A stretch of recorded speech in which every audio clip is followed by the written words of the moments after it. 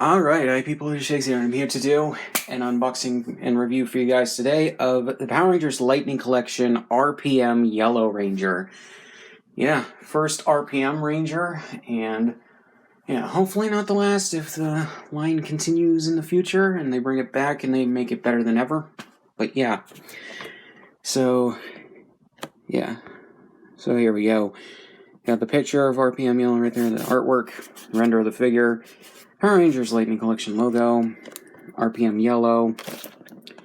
So on the side, the RPM logo, helmet, fuller picture of the artwork, and then side right here with the figure with the civilian head. I think they captured the actress's head really well from what I remember, or her face. So, yeah.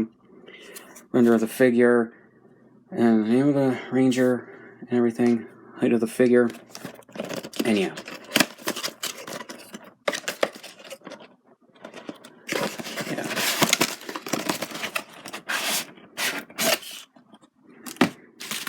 And basically just what's inside the box.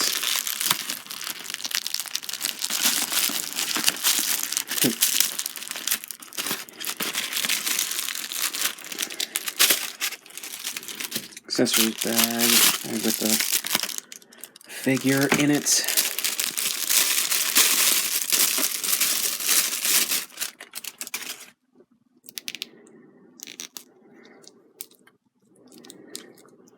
A little bit twisted around from being in there, but otherwise fine.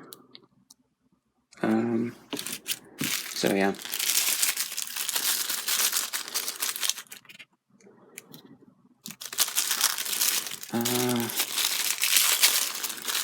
Sure, just rip the paper bag. Alright. Okay. So we got the effect piece, which I believe this has been made before, but I don't know if it's been made in red like this particular one has. You got the two posing hands. And then the Blaster Ants gun mode and the sword mode. Yeah, I know. I remember hearing about how some people were, what's the word? How they were disheartened by the fact that we're apparently not going to get the main weapons of the Rangers with these guys for the RPM Rangers. So yeah, I think the same can be said about the Lightspeed Rescue Rangers. But yeah. And then we have the helmet, which I think is done pretty well. I have not seen a lot of RPM outside of clips, so. And here we go with the Ranger figure. I think that they got the suit down pretty well, considering the suits are pretty minimalist. I don't really think there's much they could have screwed up on. They got the lines on the arm right there. The 3, the straps, the, well, Go-Onger symbol, if you are familiar with Sentai, Go-Onger. But they put that in here. They put that in RPM for, I think, their main ride at one point, where they have it as Project Go-Onger. So yeah, kind of like how Beast Morphers adapted Go Busters, and they had the G on their suits stand for Grid Battle Force. So, yeah. We got her head, which again, I think they captured the actress's likeness decently well. In regards to her hair, they tried to make it look like she has yellow highlights, but I don't think they did it pretty well with this.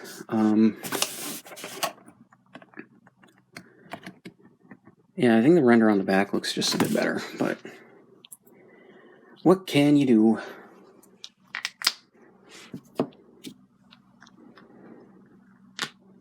Alright.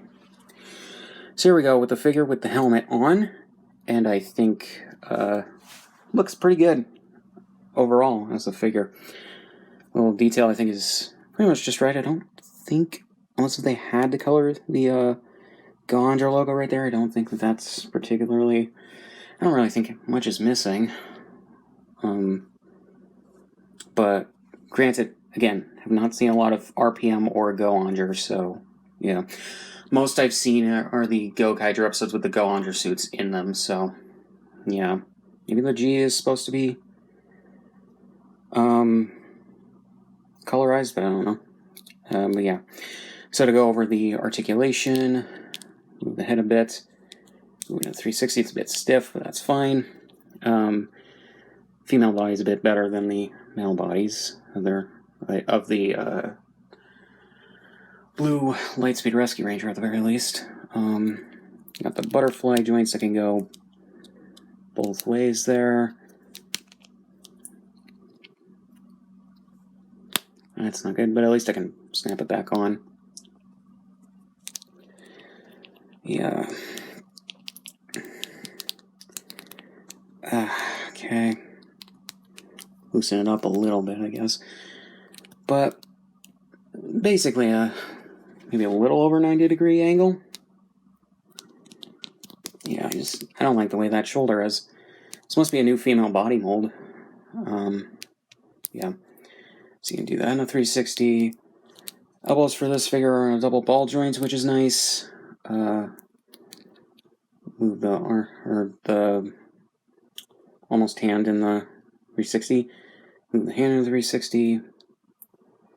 Move it back and forth. So yeah. Torso. It can go a lot in regards to range of motion.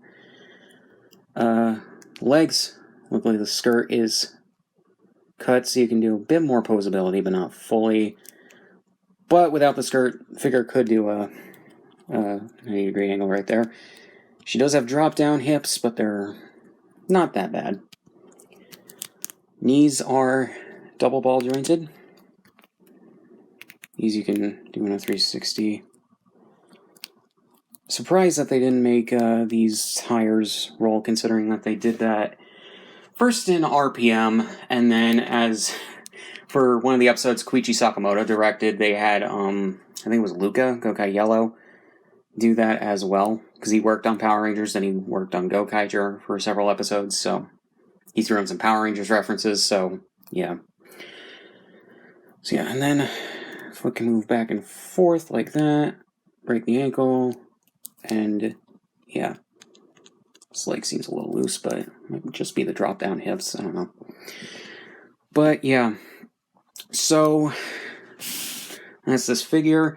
Personally, I think it's okay. Not the hugest RPM or Go-Onger fan, but I do know RPM is one of the fan favorite series. I'm kind of surprised, kind of like Time Force, maybe Wild Force, maybe Ninja Storm as well, that they took a while to get to RPM. They got a lot of the fan favorite seasons out of the way, I think.